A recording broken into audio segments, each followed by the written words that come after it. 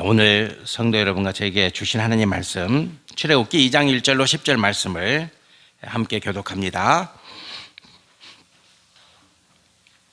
구약성경 83페이지가 됩니다.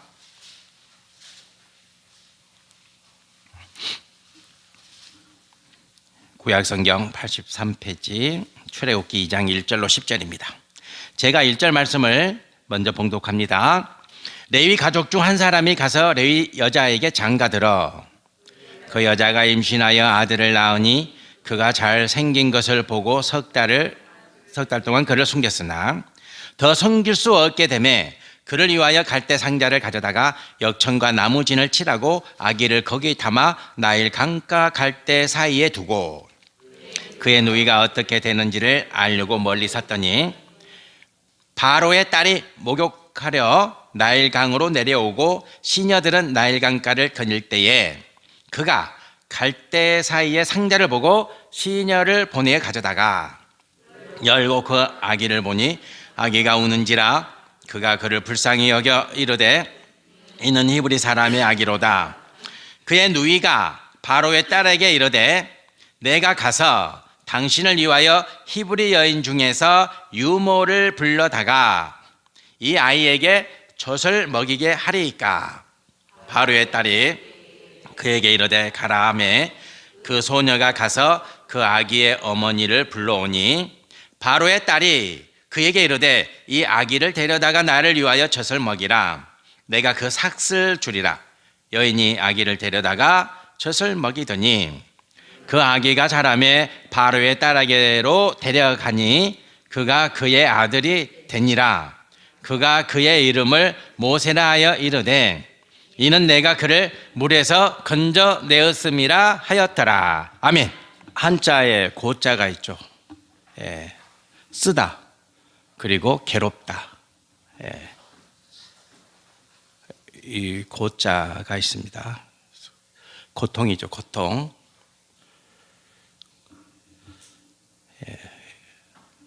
고통은 유익한가 무익한가? 고통은 좋은 것인가 나쁜 것인가? 당연히 세상 사람들은 고통이 싫죠. 고통이 무익하죠. 세상 사람들은 당연히 그렇습니다. 그러면 성도는 고통이 어떻습니까? 성도는 당연히 고통이 유익하다 고백하셔야 됩니다. 고백하셔야 됩니다. 나는 고통이 싫어. 나에게 고난이 안 왔으면 좋겠어. 그러면 아직은 신앙생활을 더 열심히 하셔야 됩니다. 주님 말씀을 더 깊이 아셔야 됩니다.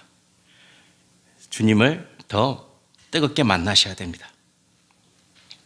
오늘 이 자리에 올라오셔서 예배를 드리는 그리고 유튜브로 예배 드리는 우리 성도님 모두는 고난이 유익음을 믿는 그 신앙으로 이 성전에 올라오신 줄 믿습니다. 아멘을 안 하시네.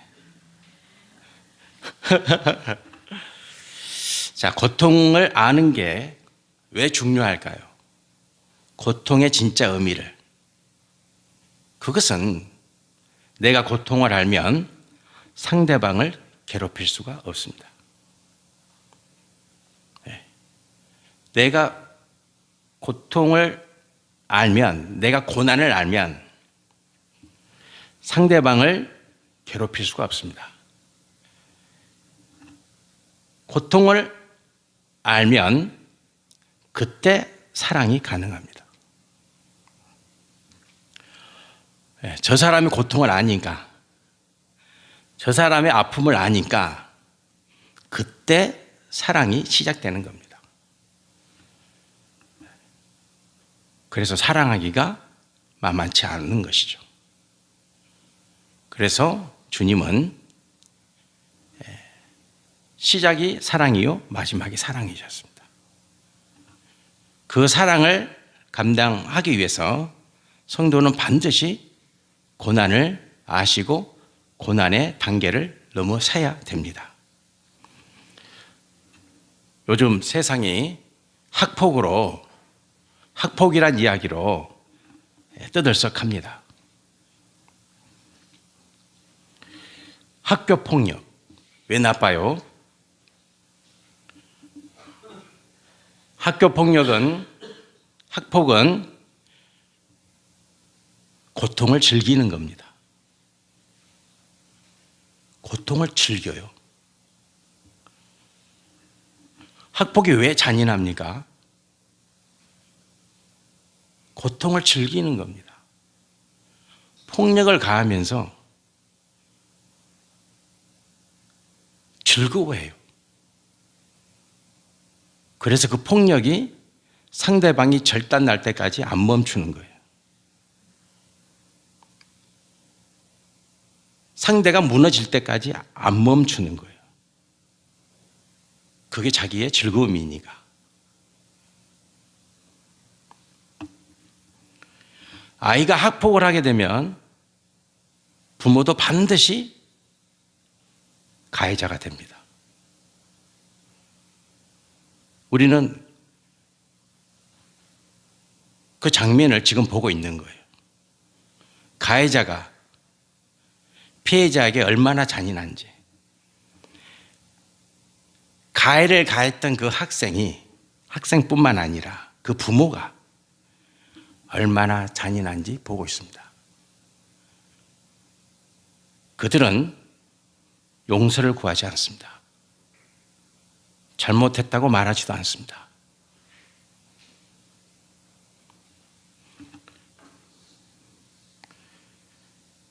끝까지 가해자가 됩니다. 그리고 피해자는 끝까지 피해자가 됩니다. 용서받을 수 없는 죄입니다. 그분이 교회를 다닌다 한들, 그분이 주님을 영접했다고 한들, 그분에게는 구원이 없습니다. 없습니다. 그 사람은 하나님 백성이 아닙니다. 구원받을 수 없습니다.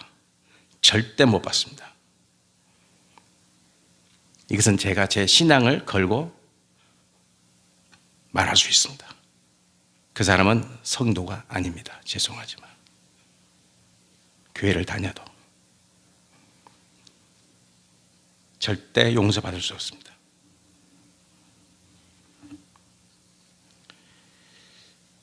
부모에게 자식은 자신의 생명입니다.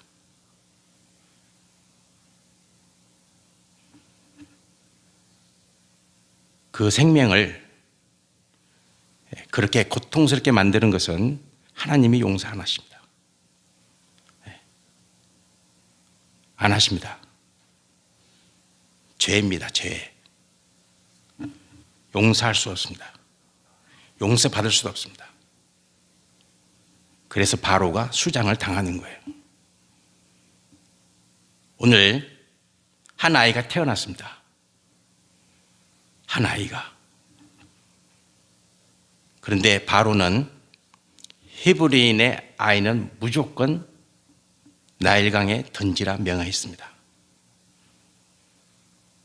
히브리인이 낳은 아이 중에 남자는 다 나일강에 버려라. 버려라. 바로의 명령대로 한다면 오늘 태어난 이 아이는 부모의 손에 의해서 나일강에 버려져야 합니다. 나일강에 버려져야 합니다. 그런데 버리지 못합니다. 버릴 수가 없습니다. 그 이유가 오늘 말씀에 기록되어 있습니다. 그 이유가 뭡니까? 아이가 잘생겼다. 이게 뭔 말이에요? 아이를 출산했는데 아이가 너무 잘생겼어. 못생기면 버리고 잘생기면 안 버립니까? 해석을 이렇게 해놨어요. 말씀을 해석하는 분들이 해석을 요따위로 해놨다고. 그래서 하나님 말씀 보다가 짜증날 때가 많아요. 잘생겼다는 것은 외모가 아니에요, 외모가. 그건 뭐냐면 존귀한 하나님의 자녀구나라는 것을 느꼈다는 거예요. 요게벳이. 요게벳이 아이를 낳고 보니 그 아이가 하나님의 일을 할 아이로 느껴졌다는 거예요. 이 다음에 하나님이 이 아이를 쓰시겠구나 느꼈다는 거예요. 이것이 요게벳의 영성이에요. 성도 여러분과 제가 왜 영성이 있는 그리스도인이 되어야 합니까? 보는 눈이 다르죠. 보는 눈이. 느끼는 게 다르고 생각하는 게 다르고 보는 게 다르죠. 이것을 우리는 영성이라 그래요. 요게벳이 아이를 낳았어요. 그 아이를 보니까 달라요. 이 아이는 하나님의 존귀한 자녀가 되겠다. 이 다음에 하나님의 귀한 일꾼이 되겠구나. 이 느낌을 요게벳이 받은 거예요. 성도 여러분, 성도는 영성이 있어야 돼요. 영성이. 왜 우리가 기도합니까? 기도하면 하나님이 주시니까? 물론 그런 것도 있죠. 당연히. 왜 우리가 하나님 말씀을 가까이 합니까? 왜 우리가 예배를 뜨겁게 드립니까? 간절히 사모하면서. 영성이죠, 영성. 영성입니다, 영성. 요게벳은 이 영성이 있어서 이 아이를 낳았을 때 죽여서는 안 될 아이. 이 다음에 하나님이 쓰실 아이. 그 아이 됨을 알았다는 거예요. 이런 영성을 성도 여러분과 제가 꼭 누리시기를 축복합니다. 네. 영성이 있어요. 영성이. 영성이. 그러니까 아이를 이제 죽일 수가 없잖아요. 발각되면 큰일 나잖아요. 왕의 명령을 어기는 거니까 온 가족이 몰살당할 수도 있어요. 당연히 그랬겠죠. 당연히 그래야 아기를 나일강에 버릴 수가 있지. 적당히 하면 버릴 수가 있나요? 만일에 발각될 때는 전 가족을 몰살하겠다. 이런 조건이 당연히 붙었겠죠. 안 그러면 누가 아이를 버리겠어요? 안 되죠. 아이를 숨겼죠. 당연히. 들키면 안 되니까. 그러면 이제 요게벳은 이 아이를 숨겨놓고 뭐 했겠어요? 방법을 찾았겠죠. 이 아이가 자랄 텐데 어떻게 할 거냐? 하나님께 매달렸겠죠. 그렇지 않겠어요? 이 아이를 살릴 수 있는 방법을 찾았겠죠. 당연히 그랬겠죠. 그것은 너무나 당연한 거죠. 여러분과 제가 문제가 생겼을 때 방법을 강구하잖아요. 야, 이 문제 앞에서 내가 어떻게 해야 될까? 이 문제를 어떻게 풀어야 될까? 그래서 하나님께 도움을 요청하고 하나님의 능력을 구하게 되죠. 당연히 요게벳도 모세의 엄마 요게벳도 당연히 방법을 찾았겠죠. 방법은 여러 가지가 있죠. 그죠? 애굽을 떠난다든지 온 가족이 애굽을 떠날 수도 있잖아요. 그것도 무슨 방법이 있어요? 뭐 산으로 도피한다든지 뭐 여러 가지 방법이 있겠죠. 여러 가지 방법이. 요게벳이 택한 방법은 뭡니까?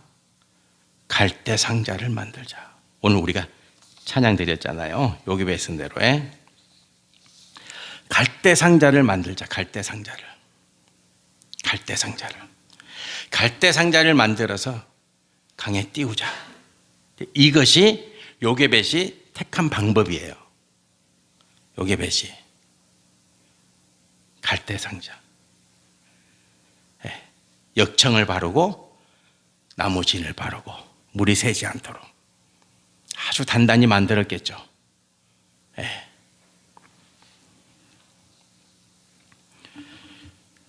요게벳이 갈대상자를 택한 두 가지 이유가 있죠.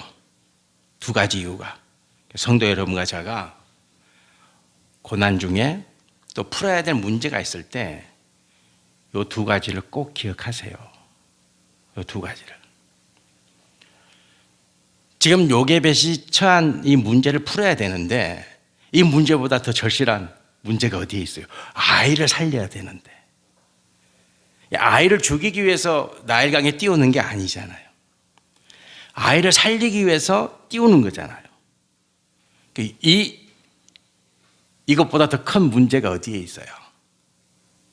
두 가지 꼭 기억하시고 어떤 문제가 닥쳤을 때 요게벳의 방법으로 푸세요. 첫 번째는 뭐예요? 믿음이에요, 믿음. 우리는 이제 이 요게벳이 풀어야 될 이 문제 앞에서 내가 서 있다 생각해 보세요. 내가 이 문제를 풀어야 된다. 믿음은 뭡니까? 사람의 모든 방법을 내려놓는 거예요. 우리는 항상 사람의 방법을 앞세우죠. 그래서 많은 기회를 놓쳐요.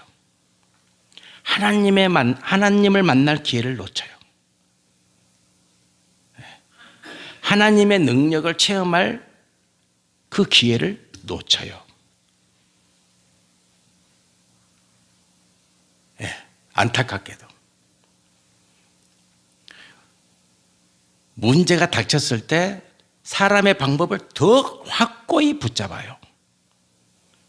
더 단단히 붙잡아요. 그래서 하나님의 역사하실 기회를 놓쳐버려요. 믿음은 뭡니까? 오직 하나님만 붙잡는 거예요. 오직 하나님만. 오직 하나님만 붙잡아요. 자, 생각해 봐요. 갈대상자에 아이를 넣고 상자의 뚜껑을 덮고 나일강에 띄웁니다. 누가 도울 수 있어요? 누가 도울 수 있어요? 요게벳이 도울 수 있어요. 엄마가 도울 수 있어요. 아빠가 도울 수 있어요. 형 아론이 도울 수 있어요. 누나 미리암이 도울 수 있어요. 아무도 못 도와요. 아무도 못 도와요. 요게벳이 택한 것은 오직 하나님의 손에 맡기는 거예요. 오직 하나님의 손에. 여러분 인생을 하나님의 손에 맡기십니까? 저는 못 맡기고 있는 것 같아요. 죄송한데. 제가 이 말씀을 묵상하면서 저를 봤어요. 나는 맡기고 있나? 하나님께. 아니요. 여전히 내 생각과 내 방법이지 하나님께 도움을 요청하는 신용은 내고 있는데 전적으로 하나님을 붙잡고 있지는 못해요.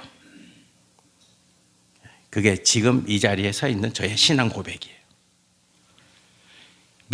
믿음은 오직 주님 붙잡는 거예요. 오직 주님 붙잡는 거예요. 네. 우리 대한민국은 나라마다 다 특징이 있어요. 나라마다. 자, 미국이란 국가의 특징은 뭡니까? 여러분들이 이걸 알아야 미국의 실체가 보이는 거예요. 철저히 국가 중심주의예요. 철저하게. 미국이란 국가 중심이에요. 다른 나라들은 별로 관심이 없어요. 국가주의예요. 미국하고 비슷한 나라가 일본이에요. 일본도요, 철저히 국가주의예요. 철저히. 그 국가가 하면은 국민의 희생은 기꺼이 감수해요. 미국과 일본의 특징이에요. 유럽은 유럽은요 국가주의를 넘어섰어요. 그래서 그들은 국가와 국가가 연합을 해요. 그래서 뭐가 만들어졌어요? 예? 유럽연합이 만들어진 거예요. 그네들은요 저 국가가 못 살면 저 국가한테 측은히 여기는 마음이 있어요. 그래서 연대를 해요. 그게 유럽이에요. 대한민국과 중국은 어때요? 대한민국은, 중국은 철저히 가족이에요. 철저히 가족 중심이에요. 대한민국은. 그래서 여러분들이 자녀를 위해서라면 여러분의 목숨도 마다하지 않아요. 우리 대한민국과 중국은 철저히 가족이에요. 그걸 아셔야 돼요. 그래야 제가 여러분을 이해할 수 있고 여러분이 저를 이해할 수가 있는 거죠. 철저히 가족 중심이에요. 자녀를 위해서는 뭐든지 다 하는 거야. 죽을 때까지 자녀 걱정하고. 우리 자녀들 좀 더 잘 살아야 되는데 죽을 때까지 자녀들 걱정하다가 죽는 거예요. 그게 대한민국 사람이에요. 가족 중심이에요. 우리 대한민국은. 그러나 성도는 뭐가 중심이에요? 당연히 십자가 중심이죠. 그게 바꿔야 돼요. 근데 힘들어요. 그 바꾸는 건 오직 믿음으로 가능해. 믿음은 하나님의 능력을 의지하는 거예요. 오직 하나님의 능력이에요. 오직 하나님의 능력.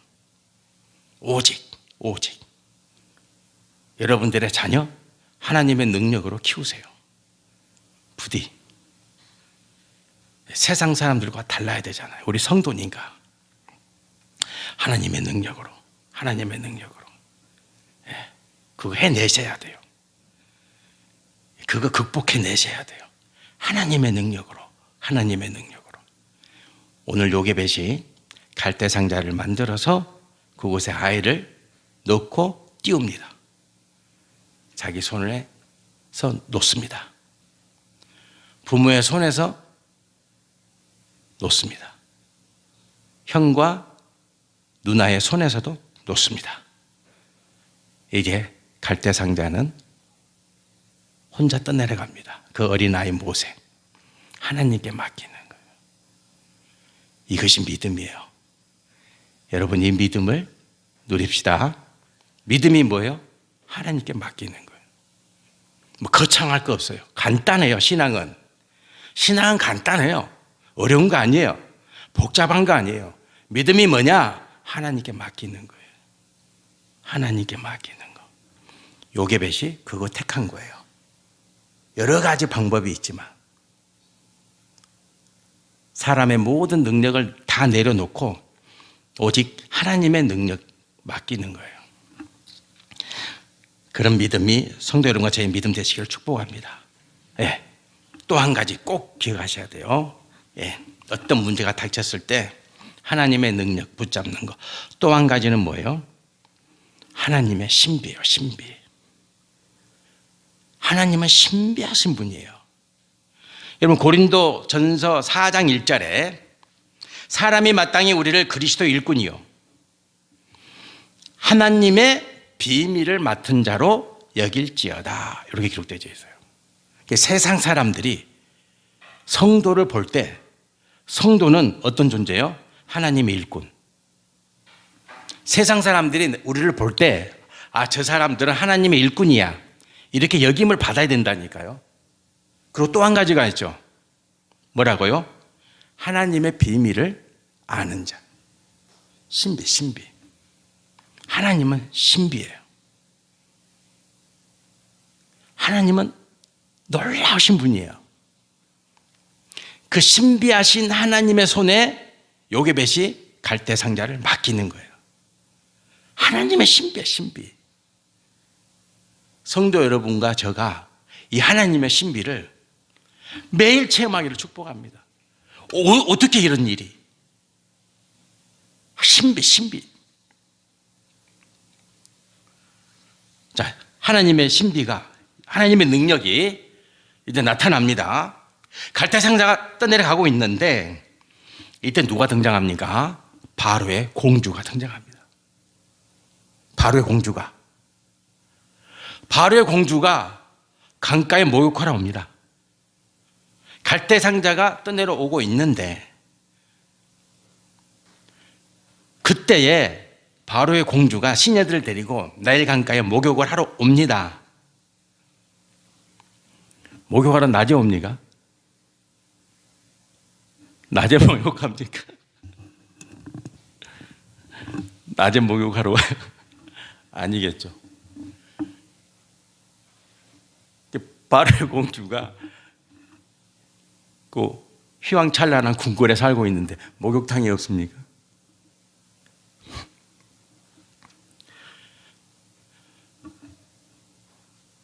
아니, 목욕탕이 없냐고요, 그곳에.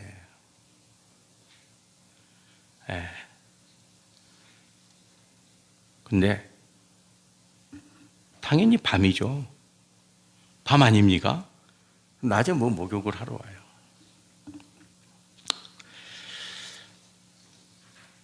근데 시녀들의 눈에는 안 보이는 갈대상자가 공주의 눈에는 보이잖아요. 밤에 환한 불빛이 있는 것도 아니고 갈대밭이잖아요. 갈대밭에 이렇게 걸려있는 그 갈대상자가 다른 시녀들의 눈에는 안 들어와요. 바로 공주의 눈에 들어와요. 하나님의 능력과 신비가 지금 드러나고 있는 거예요. 누구를 통해서? 바로 공주를 통해서. 자, 공주의 눈에 들어와서 시녀를 불러서 저 가져오라 그렇게 합니다. 갈대상자를 열었어요. 아이가 있어요. 아이가 딱 있어요. 6절에 보니까 그가 그를 불쌍히 여겨 보니까 히브리 사람의 아기로다 이렇게 하잖아요. 지금은 어떤 상황이에요? 아버지가, 바로가 아기는 다 나일 강가에 던져서 죽이라고, 본인의 아버지잖아요. 왕이 명령한 거잖아요. 근데 그 명령을 딸이 어겨요. 이게 상식적으로 이해가 되십니까? 아버지가 왕이고 아버지가 명령을 해서 히브리 아이는 나일 강에 던져서 죽이라 했는데 그 명을 딸이 어겨요. 이해가 되십니까? 안 되죠. 안 됩니다. 그리고 또 있어요. 뭐냐? 미리암이 와가지고 이 아이를 젖을 먹이게 하면 좋겠다. 유머가 있어야 되겠다. 이러니까 미리암의 이야기를 또 다 받아줍니다. 다 받아줘요. 다 받아주죠. 거기까지 할 수 있어요. 거기까지는 그래요. 이 바로 공주가 마음이 넓고 생각이 깊고, 그리고 누구보다도 사랑과 이 자비가 있는 사람이라면 그래, 이 아이를 불쌍히 여겨서 살려줘야지. 내가 이 아이를 살릴 수 있는 방법을 찾아서 그 아이를 살려줄 수는, 거기까지는 할 수 있어요. 그런데 그 아이를 자기 아들로 받아들이잖아요. 할 수 있어요? 할 수 있냐고요. 히브리 사람이 아닌데 자기 아이로 받아요. 그리고 이름을 누가 지어줍니까? 바로 공주가 지어주잖아요. 공주가 이름을 지어요. 이름이 모세예요. 내가 그를 물에서 건졌느니라. 그리고 왕자가 됩니다. 왕자가. 이해가 되십니까? 이것이 뭐예요? 신비예요. 하나님의 신비예요. 우리가 하나님의 능력을 믿고 하나님의 능력에 맡기면 무슨 일이 일어나요? 신비한 일이 일어나요. 저는 성도 여러분들에게 담대히 선포합니다. 성도는 이 신비를 체험하셔야 됩니다. 체험하셔야 됩니다. 그래서 여러분과 제가 하나님의 자녀예요. 하나님의 자녀는 조건 없습니다. 이 신비를 반드시 체험하셔야 됩니다. 체험하셔야 됩니다. 체험하셔야 됩니다.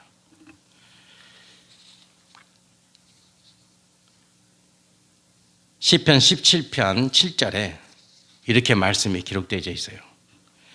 주께 피하는 자들을, 여기서 주께 피한다는 것은 주님께 전적으로 맡기는 거예요. 그 일어나 치는 자들에게서 오른손으로 구원하시는 주여, 주의 기이한 사랑을 나타내소서. 이렇게 기록되어 있어요.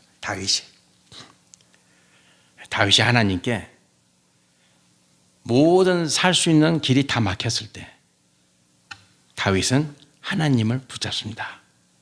하나님을. 그러면서 하는 고백이 주의 기이한 사랑을 나타내소서. 하펠라 하세데카. 하펠라 하세데카.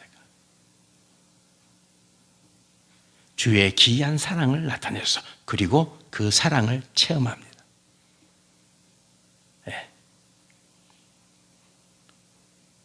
그 사랑을 체험하죠. 사울에게 10년 동안 쫓기는 삶을, 도망자의 삶을 살다가 왕이 되는 다윗. 사울이 다윗의 모든 살 길을 다 막았을 때 다윗은 하나님께 기도합니다. 주의 기이한 사랑을 나타내소서. 내가 주께 피하오니. 이렇게 고백하죠. 성도 여러분, 하나님께 맡깁시다.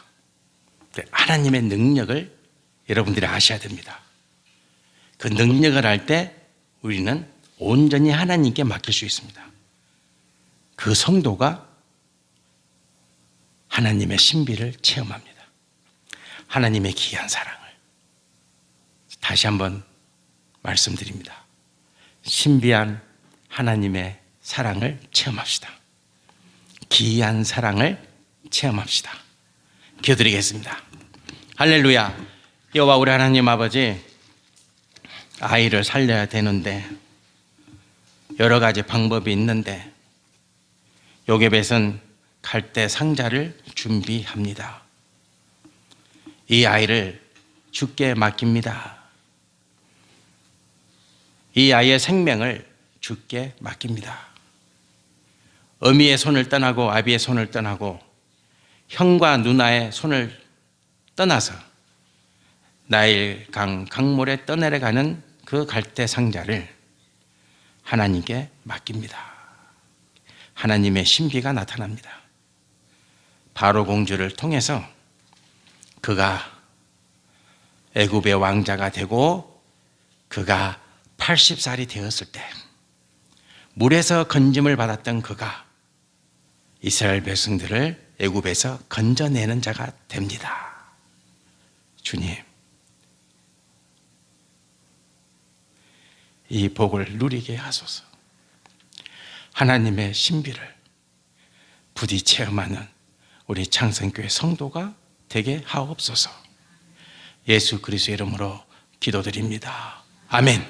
아멘.